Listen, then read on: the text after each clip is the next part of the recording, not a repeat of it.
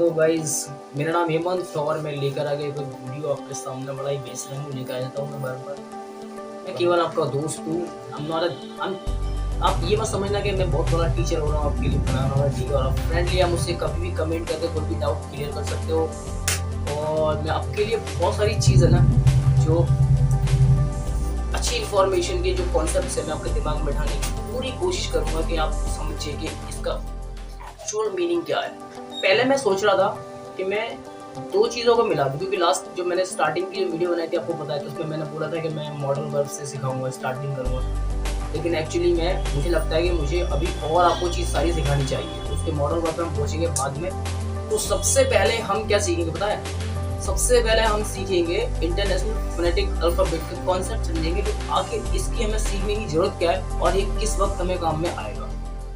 तो सबसे पहले मैं बताऊं आपको, इंटरनेशनल फोनेटिक अल्फाबेट एक साइन होते हैं जो आपको सही प्रोनाउंसिएशन, सही उच्चारण करना सिखाते हैं हिंदी में या इंग्लिश में। वो सही प्रोनाउंसिएशन सिखाते हैं वो इंग्लिश में। हमें किस तरीके से प्रोनाउंसिएशन में बदलाव तुम्हारे लेकर आएंगे बताता हूँ।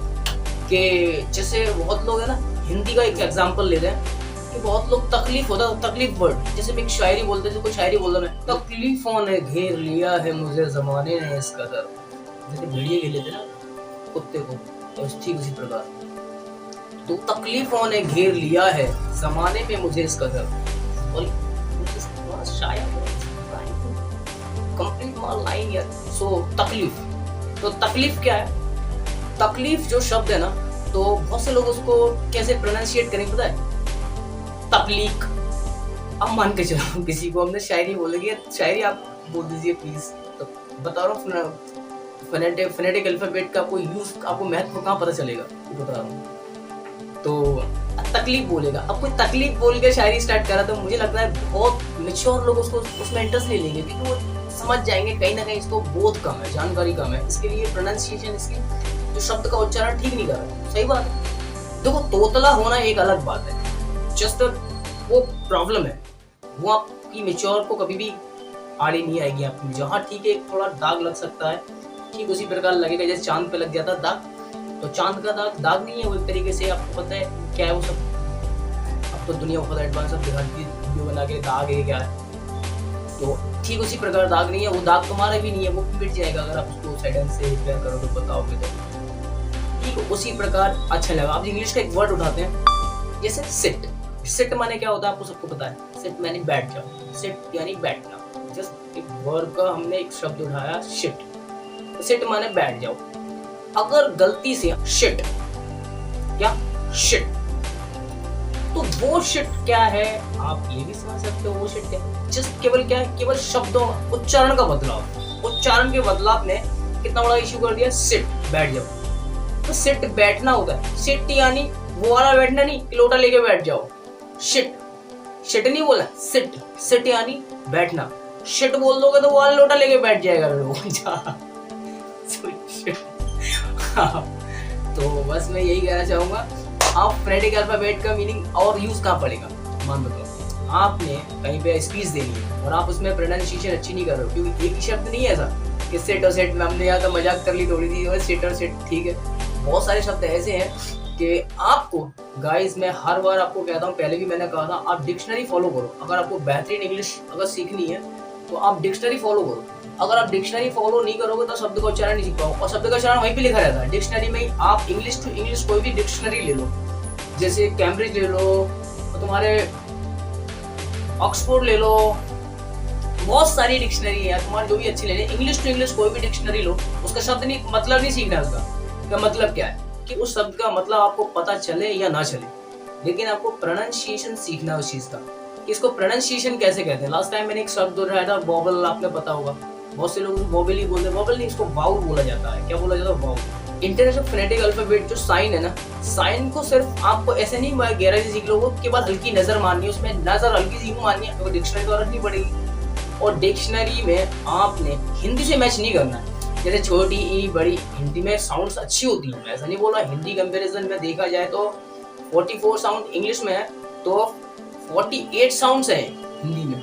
अगर हम एक छोटे स्तर पे बात करते हैं, टोटल लेटर की हम बात करें छोटे स्तर पर, तो 26 लेटर होते हैं। 26 लेटर में 5 वाउल होते हैं और 21 कंसोनेंट्स होते हैं। तो 21 और ये 5 वाउल एक्चुअली में अगर बड़े स्तर पर आप जाते हो, स्टेप ऊपर लेते हो, थोड़ा एडवांस की ओर जाते हो, तो ये साउंड्स हो जाती हैं 44, जिसमें 24 साउंड्स होती हैं वाउल्स की और 20 साउंड होती है कंसोनेंट्स की। तो अब एक बात आइए कि क्या आप बोलोगे नहीं है कैसे हो जाएगा 5 साउंड से 24 कैसे हो जाएंगी? वाओ, ये तो हो ही सकता है। झूठ बोल रहा हूँ, झूठ नहीं बोल रहा। देखिए मेरी बात, जैसे हम एक कोई साउंड उठाते हैं, मान के चलो ई का साउंड उठाते हैं, तो ई को हम हिंदी में कैसे प्रोनाउंस करेंगे? देखो ए, ई 3 हो गए। अब 3 नहीं है लेकिन 2 ही लिखी हुई है, और ऐसी इंग्लिश में भी 2 ही लिखी है। डबल ई का बना देते हैं नॉर्मल इंग्लिश में, और एक आई लगा के बना देते हैं। लेकिन जो तीसरा साउंड है ना, वो नहीं है, वो वैल्यूएबल नहीं है, वो सिर्फ उसको प्रोनाउंसिएशन करने में काम आता है। इसके लिए उसकी 44 साउंड है। अगर बोलोगे ना तो आपको 44 साउंड ही सीखनी पड़ेगी बोलने में। लिखने में भले वो आपको 26 टोटल लेटर से काम चल जाएगा, लेकिन अगर आपको सही पूरी वास्तविक चीज सीखनी है, शब्द का एक एक मतलब पढ़ने का, बोलने का, सब कुछ बारीकी से मतलब चाहिए, तो आप ये समझ लीजिए आपको 44 साउंड्स का पूरा नॉलेज और उनके साइन देख लेना। मैं आपको बताऊंगा अगली वीडियो में साइन का पूरा मैं आपको गहराई से बताऊंगा, या फिर मैं 3-3, 4-4, 5-5 साउंड करके लेकर आया करूंगा। आप समझ, शब्द ध्यान रख लेना। अब हम एक शब्द होता है आई का एक फोनेटिक अल्फाबेट का लेते हैं। इसमें देखो लिखने में तो केवल 2 ही है, सिर्फ 26 साउंड में से ही आएगा, लेकिन बोलने में 3 हो जाएंगे। देखो ई और डबल ई का देखो डिफरेंस बता दूं। यहाँ पे मैं 3 शब्द लेता हूँ जिसमें 3 साउंड्स अलग अलग आएंगी, लेकिन उसको लिखित तौर पे हम देखेंगे तो मतलब वो 2 ही उसमें साउंड्स का ज्यादा जिक्र होगा। अब देखिए, लेकिन साउंड का एक लेजी साउंड होगी, एक थोड़ी शार्प होगी, थोड़ा एक स्पार्क साउंड होगी। तो बताता हूँ, स्पार्किंग करेगा वो। तो जैसे सिम, एक 3 शब्द लेते हैं, सिम लेते हैं और सीन लेते हैं और शीट लेते हैं। अब देखना तीनों के डिफरेंसेस क्या है। ये डिफरेंस केवल आप साइंस से पता कर सकते हो। तो ये डिफरेंसेस आपको एक पता चलेगा, जैसे कि सिम, यहाँ पे 3 शब्दों का डिफरेंसेस बता दूं, सिम, सीन, शीट। तो देखो पहले शब्द में हम थोड़ा ही रुके, जैसे सिम। आप फिर गौर करो दूसरे शब्द पे, तो आप पाओगे कि हम यहाँ पे थोड़ा देर तक रुके हैं, थोड़ी देर तक रुके हैं। जैसे सिम के बाद में सीन, थोड़ा रुके हैं, सिम, सीन, सिम तो कैसे निकल गया? जैसे कोई स्लाइड करते हैं ना पिक्चर को, जैसे कोई मोबाइल पे हम स्लाइड करते हैं, जब कोई पिक्चर है स्लाइड करनी है, सब जैसे सिट, सीन ऐसा हो गया। और उसके बाद में क्या? शीट। तो शीट पे हम कैसे पाँव फैला के एकदम सो गए, अरे शीट समझ सकता हूँ, थोड़ा फीलिंग हो। तो ये आई के ही केवल 3 आपको मैंने फर्क बताया है। 44 लेटर्स का आपको बोध होना चाहिए। आपको कुछ नहीं करना है, आपको उसका प्रोनाउंसिएशन का मैं एक और को कैसे उच्चारण करना है, 3-3 शब्द करके या फिर 2-2 शब्द करके। आप डिक्शनरी तो ले लो, अगर आपके पास डिक्शनरी नहीं है तो मोबाइल है ही आपके पास में, आपको क्या करना है, प्ले स्टोर पे जाके कोई डिक्शनरी डाउनलोड कर। मैं सिर्फ आपको सजेस्ट करूंगा ऑक्सफोर्ड ले लो, कैम्ब्रिज ले लो। इसके बाद मैं मेरी बता रहा हूँ, आप खुद कर ले सकते हो। ऑक्सफोर्ड, कैम्ब्रिज की मैं सजेस्ट कर रहा हूँ। उसके बाद में आपको जो भी फ्लेक्सिबल लगे आपको ले सकते हो। उससे क्या है, आपको ये बोध होगा कि मुझे शब्द केवल उससे ही सीखने हैं। आप कभी भी शब्द कोई बोलना है ना, आपको बोले कुछ बोल एप्पल ही बोलना है, तो लेकिन आप दूसरे के सुन के मत बोलो। जैसे मैं बोल रहा हूँ, मेरा सुन के मत बोलो। मैं आपको बता दूं, मुझसे गलती हो सकती है, लेकिन जो लिखा हुआ है आप सोचो कि मुझसे गलती ना हो। देखो मुझसे गलती हो जाए ठीक है, लेकिन आपसे गलती ना हो, इसके लिए मैं बता रहा हूँ प्रोनाउंसिएशन करने में आपको डिक्शनरी फॉलो करो। डिक्शनरी फॉलो करने का मैं हर बार बोलता हूँ, पहले भी मैंने बोला था आपसे। इसके लिए फिलहाल हम मॉडल को थोड़ा टाइम देंगे, क्योंकि बहुत सारी चीज सीखने की बाकी है अभी। तो पहले हम सीखेंगे फोनेटिक अल्फाबेट के बारे में। साइन के पूरे पता होना चाहिए, पढ़ना आना चाहिए बाकायदा, जरा भी कहीं गड़बड़ ना हो, बोलने में कभी कोई अटकना नहीं चाहिए। स्पीच दे रहे हो तो अच्छी लगनी चाहिए, मैच्योर लगनी चाहिए, ऐसा नहीं लगनी चाहिए तो तकलीफ को तकलीफ बोल रहे हो।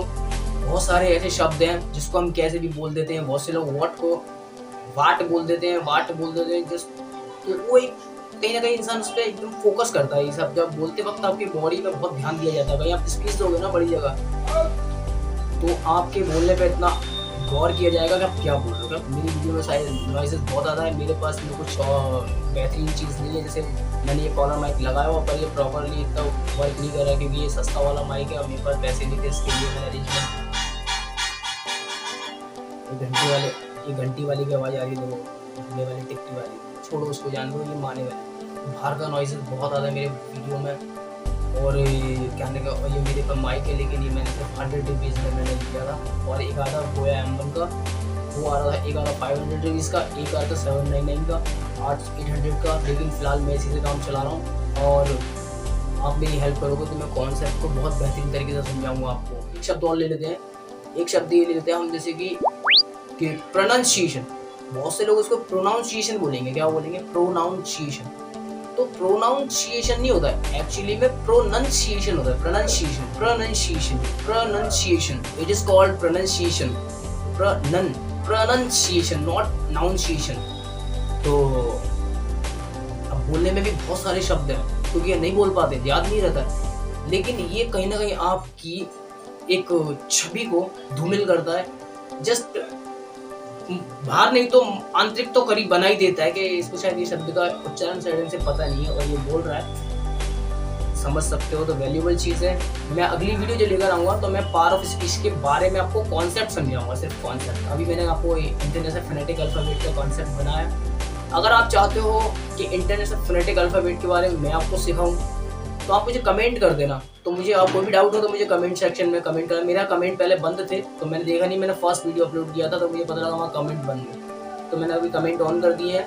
कोई भी डाउट आप अपना क्लियर कर सकते हो। अगली वीडियो में बनाऊंगा आपको पावर ऑफ स्पीच के बारे में कॉन्सेप्ट समझाऊंगा कि किस तरीके से आर टूल वर्क करते हैं। बहुत सारी जानकारी मैंने आपको दे दी अभी, उसके बाद में ये बात करेंगे उसके बारे में, फिर जंप करेंगे धीरे धीरे करके। Guys please thanks a lot, धन्यवाद।